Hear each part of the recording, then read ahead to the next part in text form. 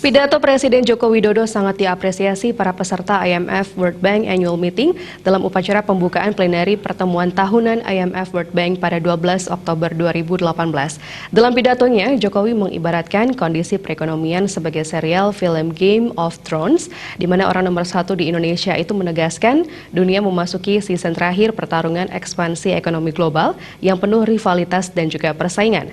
Situasinya bisa menjadi lebih berbahaya dibandingkan krisis finansial global 10 tahun yang lalu. Dan berikut kutipan pidato Presiden Jokowi tersebut. Perang dagang semakin marak dan inovasi teknologi mengakibatkan banyak industri terguncang. Negara-negara yang tengah tumbuh juga sedang mengalami tekanan pasar yang besar. Dengan banyak masalah perekonomian dunia, sudah cukup bagi kita untuk mengatakan bahwa winter is coming. Namun, akhir-akhir ini, hubungan antar negara-negara ekonomi maju semakin lama semakin terlihat seperti Game of Thrones. Balance of power dan aliansi antar negara-negara ekonomi maju sepertinya tengah mengalami keretakan.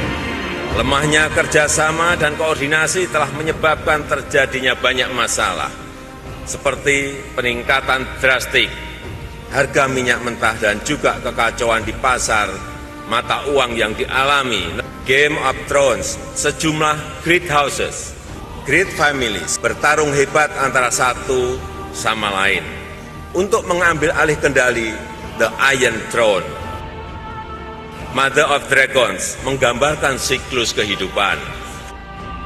Perebutan kekuasaan antar para great houses itu bagaikan sebuah roda besar yang berputar.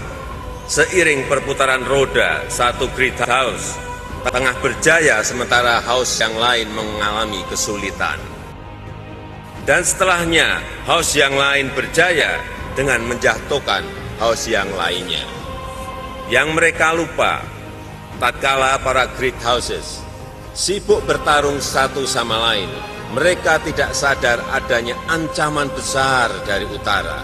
Saya harap Bapak Ibu semuanya mampu menyerap tenaga dan memetik inspirasi untuk menghasilkan kejernihan hati dan pikiran dalam memperbaiki kondisi finansial global untuk kebaikan kita bersama. Terima kasih.